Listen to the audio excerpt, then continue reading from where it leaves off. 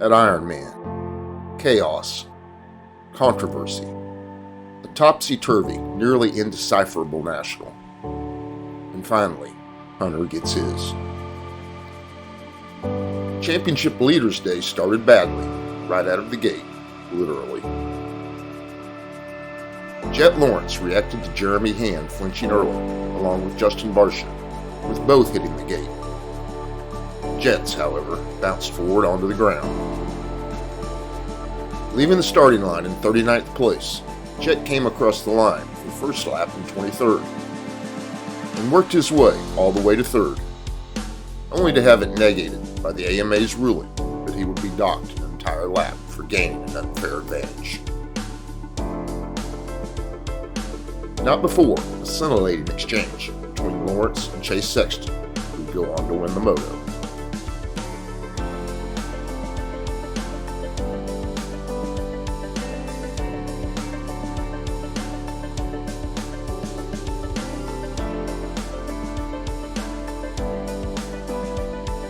Then, in the second race, it would be Sexton's misfortune. The front wheel inexplicably locking in the air, sending Chase to the soil. The bike that he couldn't have looked better on at Washougal was unable to continue.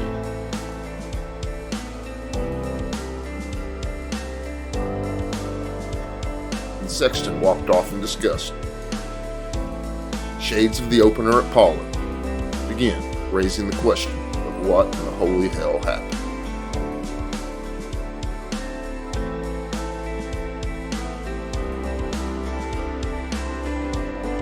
In the end, Jet's penalty prevented him from taking a 3-1 overall win, and instead resulted in a 17-1 for 6th. Lawrence has now lost 2 nationals in a row for the first time in his career. The beneficiary, actually, was teammate and brother Hunter, who finally captured a 450 overall win with a 2-2.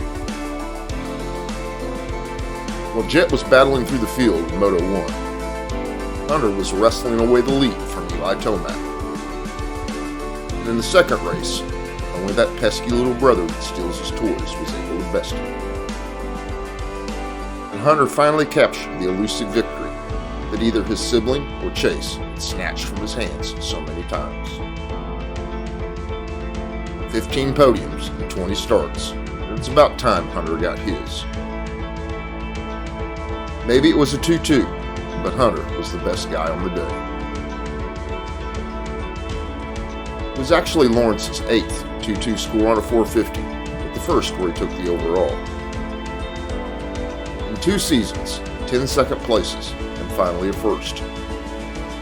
4 times he had won the first moto, but lost the overall with a 1-2 score.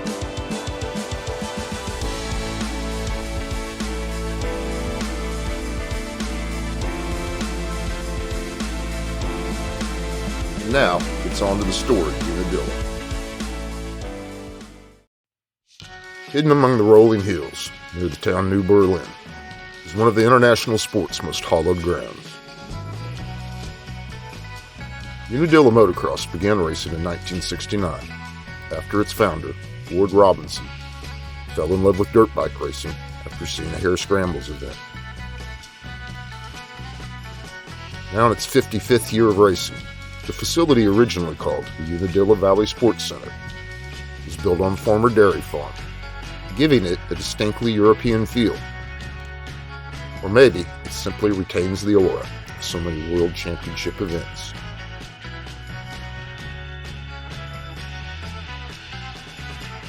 Unadilla has almost inarguably the richest history in American motocross.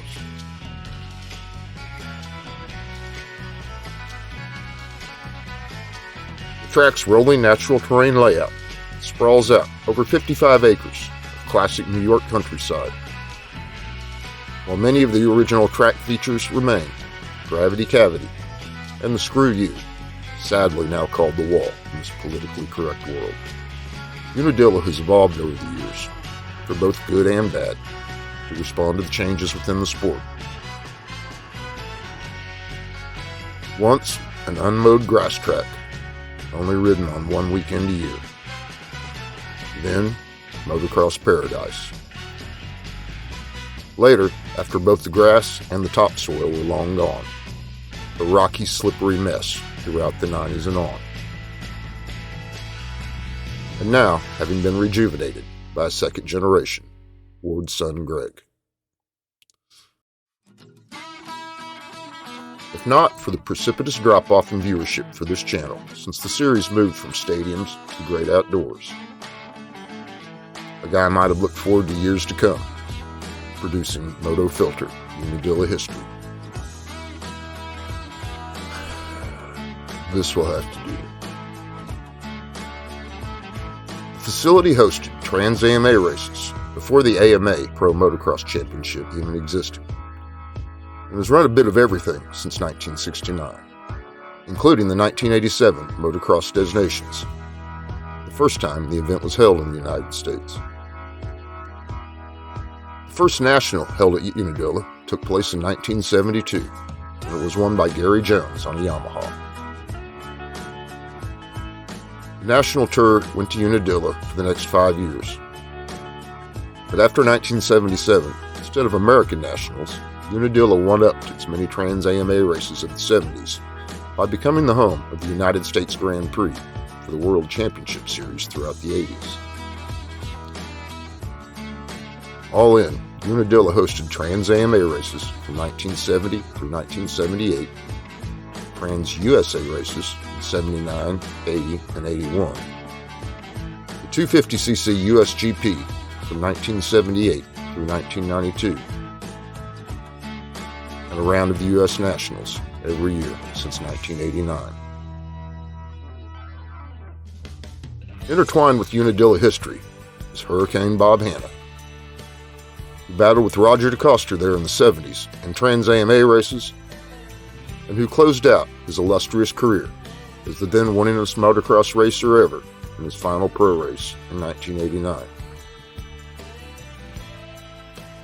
Betwixt the two were epic rides against former Honda teammates Johnny O'Mara and Ricky Johnson, among others, a full decade after those legendary Trans-AMA bar fights. In 1986, the Hurricane fought it out with the O-Show in a great race that ended prematurely for Johnny. And after 10 years of trying, Hanna finally had his first actual win at Unadilla. Johnny O'Mara. The Team Honda rider showed why as he took the lead early in Moto number 1. Meanwhile, crowd favorite Bob Hanna, who had never won at Unadilla, was passing everyone in sight after suffering a mid-pack start. The Hurricane eventually charged all the way to second, but by the time he got there, O'Mara was long gone and out of sight. The second Moto was a different story. Within one lap, the Hurricane had closed to within striking distance of the first Moto winner, O'Mara. When the pair shot off the top of the 60-foot drop, O'Mara's lead was less than a bike length. When they reappeared, O'Mara was a bike length behind. The race, however, was far from over.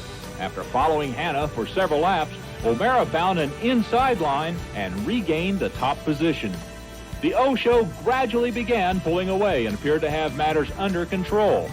Then, with only a half a lap to go, O'Mara slowed and came to a halt. The Honda rider with an empty gas tank could only watch as Hanna powered by. When he took the checkered flag, Hanna, who had not seen O'Mara sitting on the track, thought the cheers of the crowd were for the runners-up honors. Hanna, though, to the delight of his Unadilla fans, had finally added a Unadilla win to his long list of credits. 2 years later, Hanna was still at it, but was living on a Rick Johnson world. Shot was number 2, Pekka Väkkönen from Finland, with Britain's Rob Herring close behind. Number 38, Team Yamaha's Mickey Diamond was the only American in the top 5. Still on the opening lap, the unforgiving Unadilla track claimed victim number 1. That tumble left Rob Herring with the lead, followed by Mickey Diamond. Meanwhile, number 18, Rick Johnson was working through traffic. When Dutchman Gert-Jan van Dorn took a slow line entering Gravity Cavity, Johnson drew alongside. The pre-race favorite had the better line out of the cavity and easily won the drag race to the corner. On the other hand, American world champion hopeful Rodney Smith, number 31, won nothing at all in Moto number 1. The Suzuki-mounted Californian, based in Italy, was suffering an ear infection that kept him off balance. That spill was the first of several problems that kept Smith from scoring points.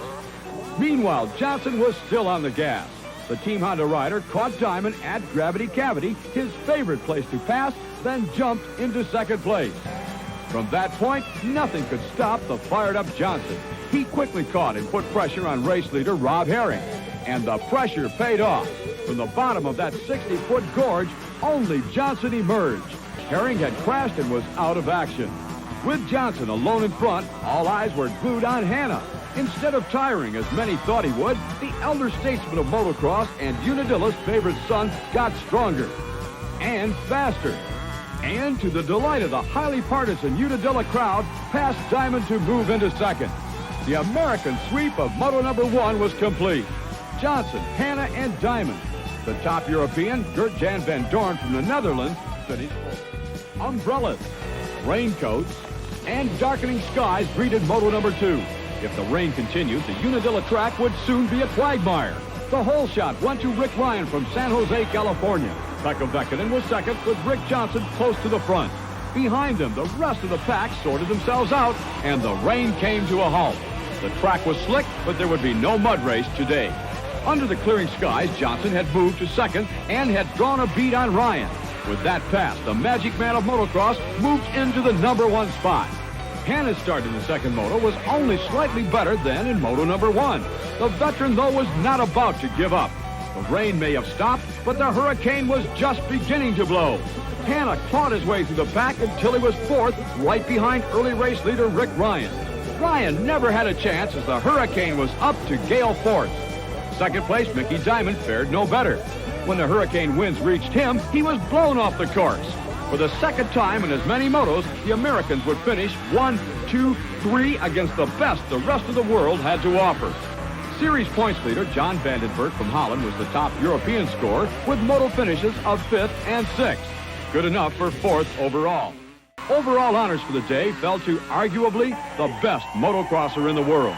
Johnson electrified the crowd with his wide-open, daring style that earned the El Cajon rider both moto wins.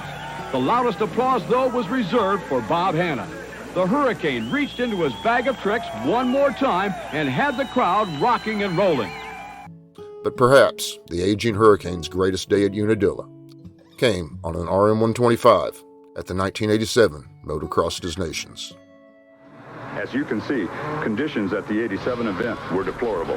Yet the Motocross des Nations, held on U.S. soil for the first time, brought together the best riders in the world for one major team confrontation.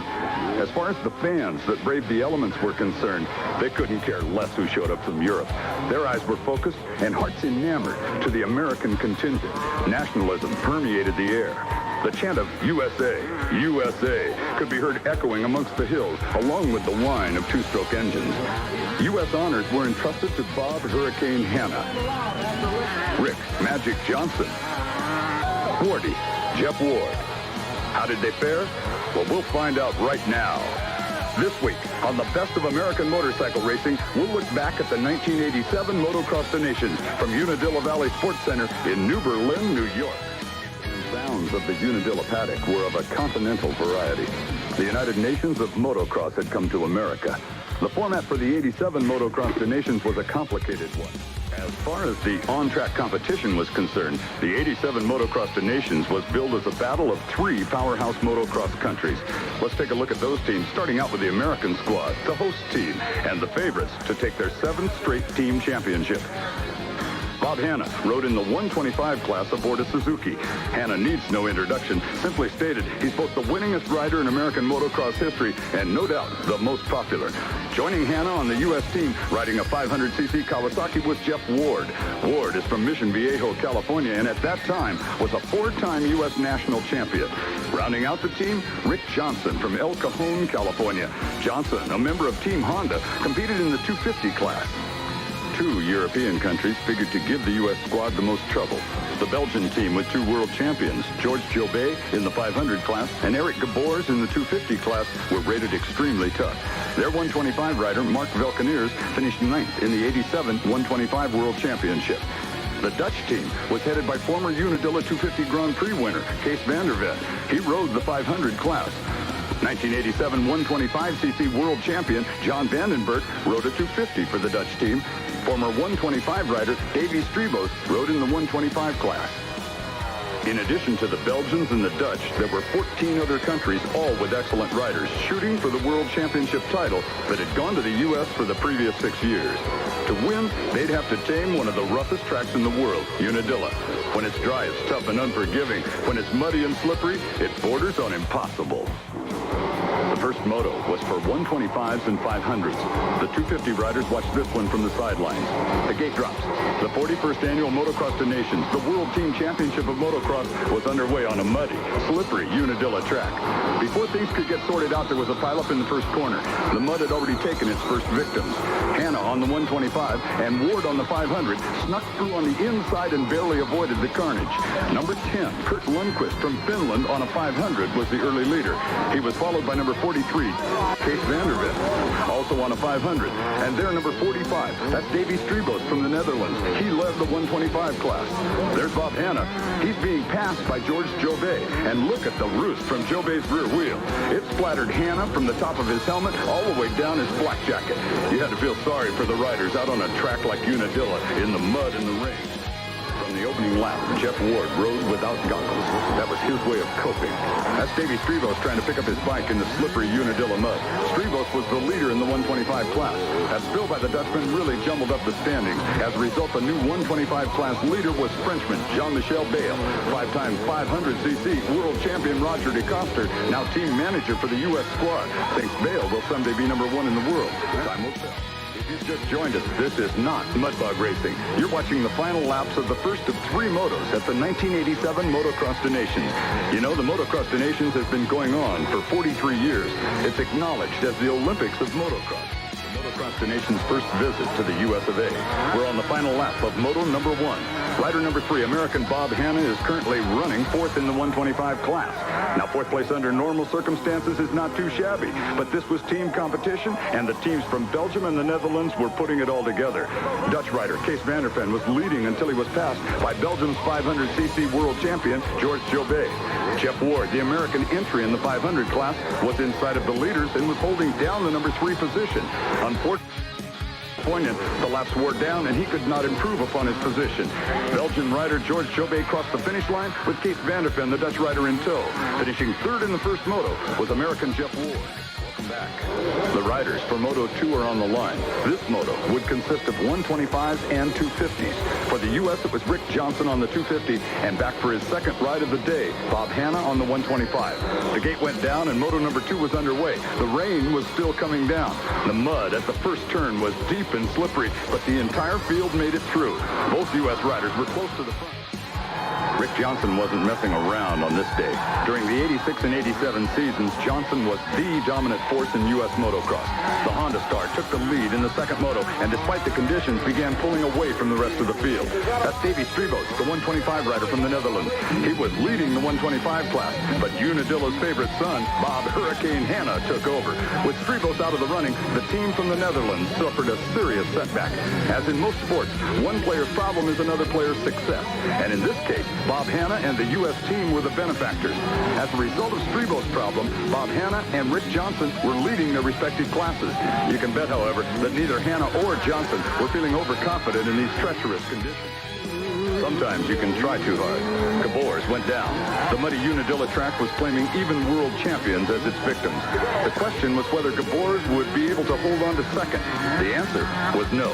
John Vandenberg, the Dutch 250 rider, bobbled, and Bob Hanna moved into the lead in the 125 class, and an amazing 3rd overall. The Hurricane was putting together an unbelievable ride. One of the reasons many feel Hanna is the best that ever laced on a motocross boot. Bob Hurricane Hanna has been special for anyone who derives pleasure from watching the best in action. Just ask the fans who attended the 87 Motocross to Nations. Welcome back to ESPN's Best of American Motorcycle Racing. I'm Bruce Flanders, and we're in the closing stages of Moto number 2 of the 1987 Motocross to Nations.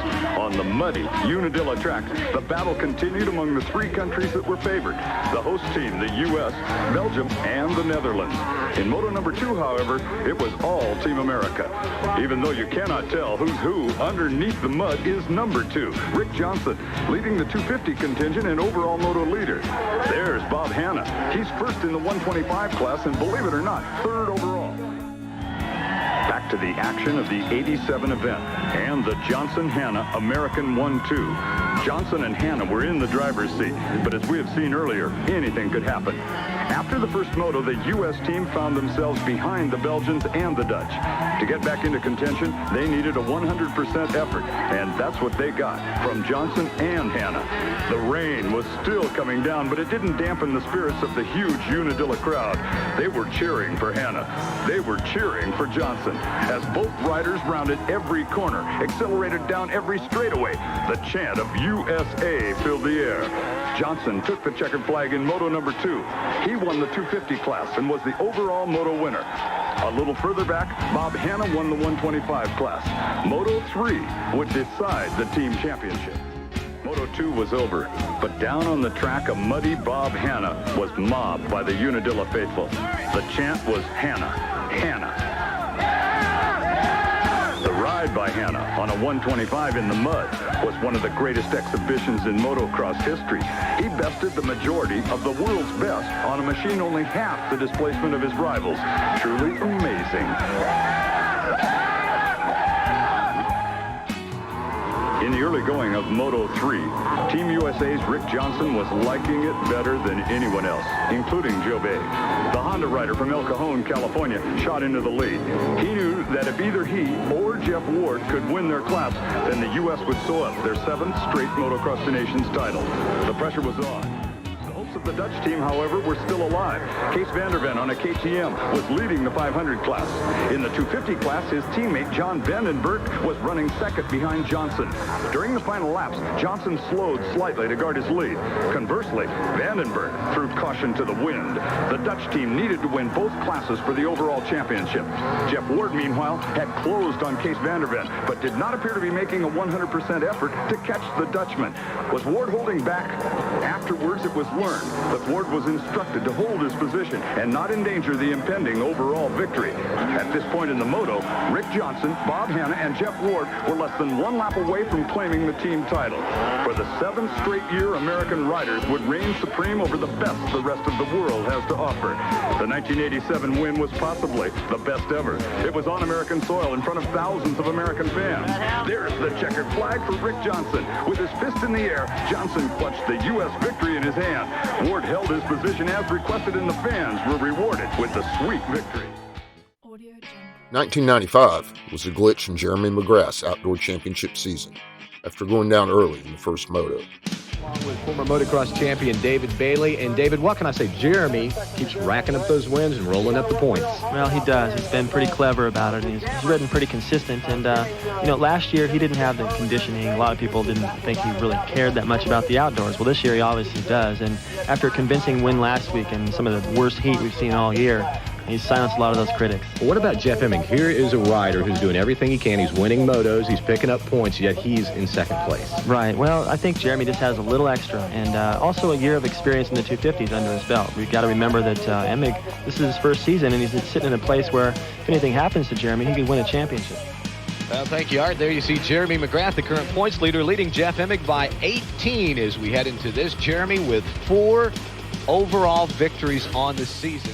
Jeff Hemming doesn't have a motorcycle to ride. I wonder what's going on there. I don't know. You can see there's a little bit of rain starting to come down. That's the reason for the umbrellas, of course. And possibly just started. Maybe he wants to choose a different tire, or I could be anything, but I'm assuming that's what it would be.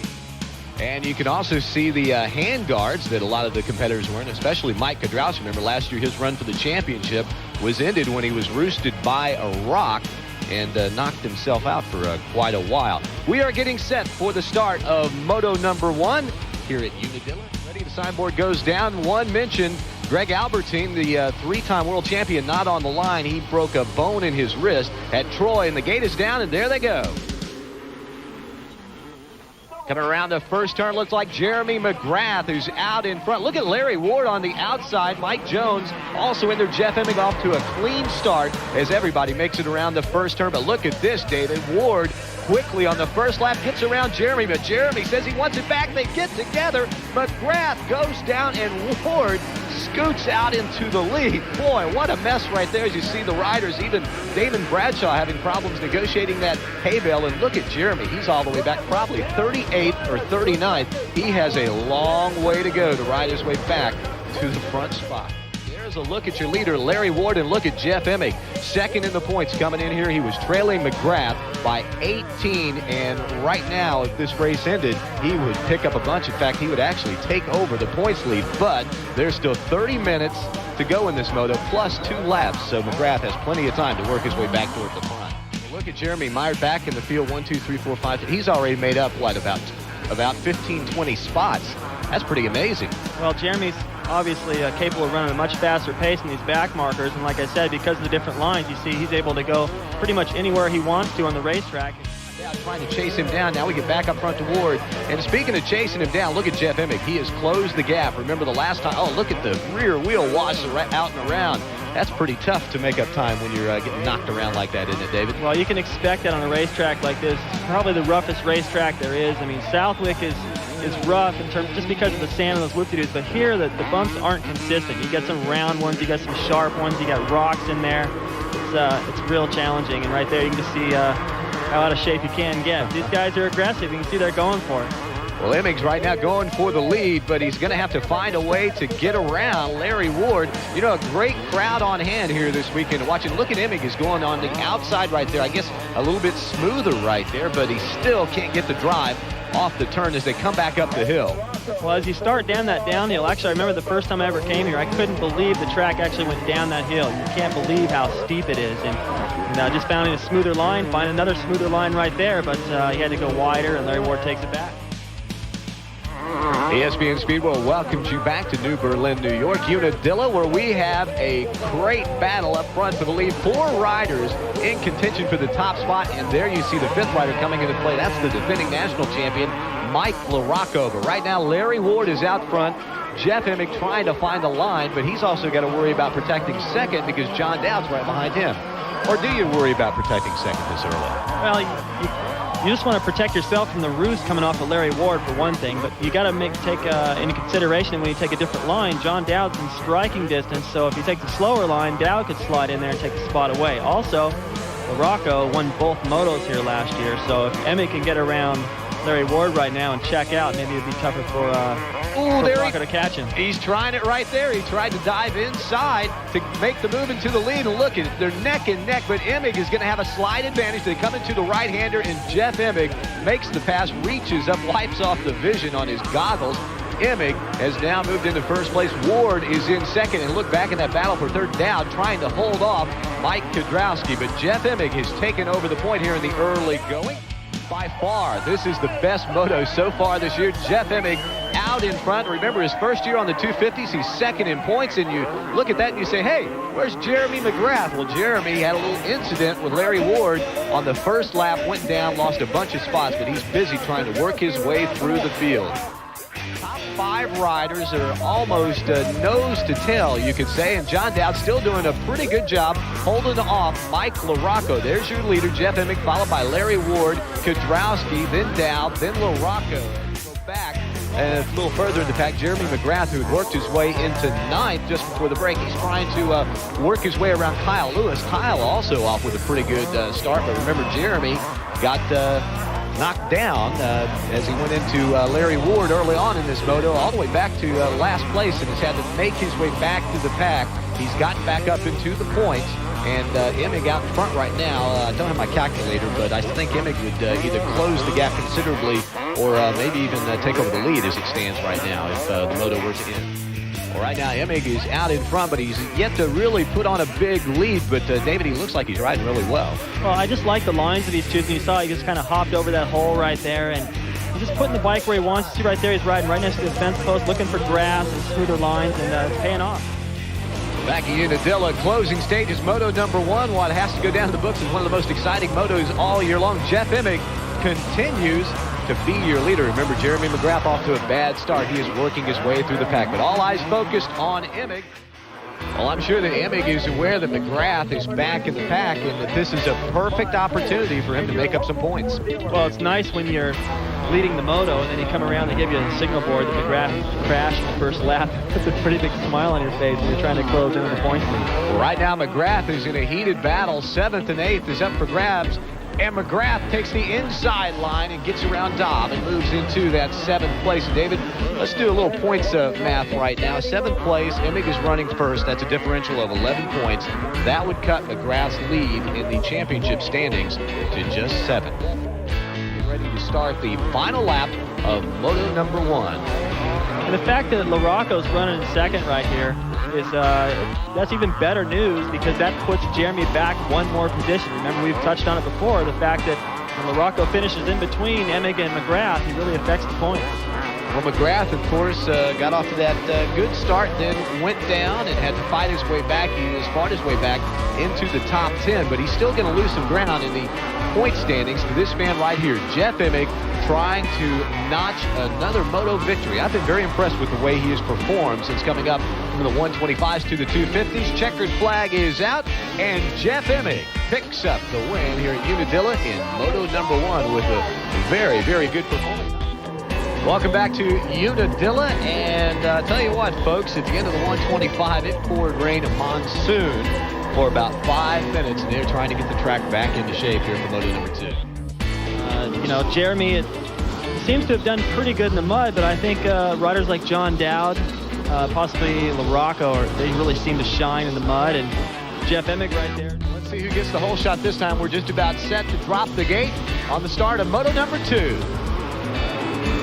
John Dowd looked like he missed a shift right there, so he's already well back in the pack. Well, John Dowd had a great ride in Moto number 1, and look at that. Jeremy McGrath scoots out to the front. Look at Damon Bradshaw. As Jeremy went wide, Bradshaw gets the whole shot, and look how covered with mud these riders are headed into the first turn. And look at Damon. He is clean. This is definitely you don't want to follow right now, do you?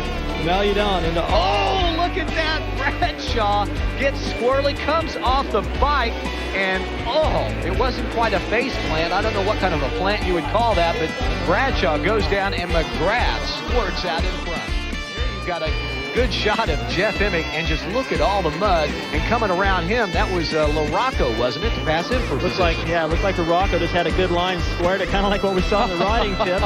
Moving up the inside, you can see he's trying to reach up and clear his vision while he's riding through this mess, and it looked like he might have lost that position back to Emig. Yeah, Emig gets around LaRocco. LaRocco trying to chase down Kyle Lewis to take over the second spot. Remember, LaRocco finished second in Moto number 1. McGrath is up in the lead right now. He finished 5th in Moto number 1. So LaRocco, if he can nail down that second spot, he can come away with the overall victory. Jeremy McGrath so far is having a pretty nice ride as he is out in front. In fact, he's got a really nice lead on everybody. We talked about how the points differential between Emig and McGrath was narrowed to 9 points after the first moto. Now it's Jeremy's turn to make some of that back up. The white flag is out here at Unadilla for the final lap of Mudbath 95. No kidding, checkered flag is out, and Jeremy McGrath raises the left hand and says yes. Came away with a victory, going to make up some ground in the points.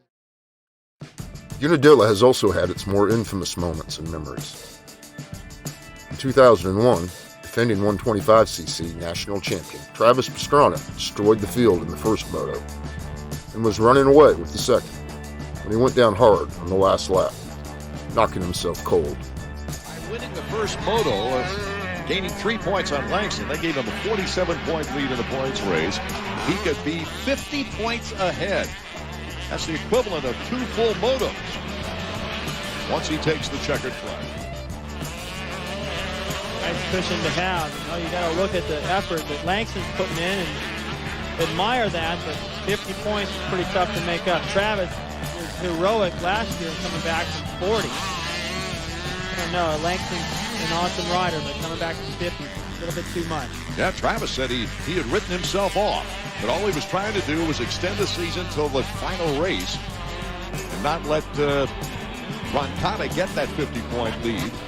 Oh, Pastrana went down hard. Can he get back up in time? That's not the new leader. There's the new leader. Langston on the last lap. Though he continued on with closed course racing for a few more years. That day was the beginning of the end. Pastrana would never win another AMA motocross or supercross race.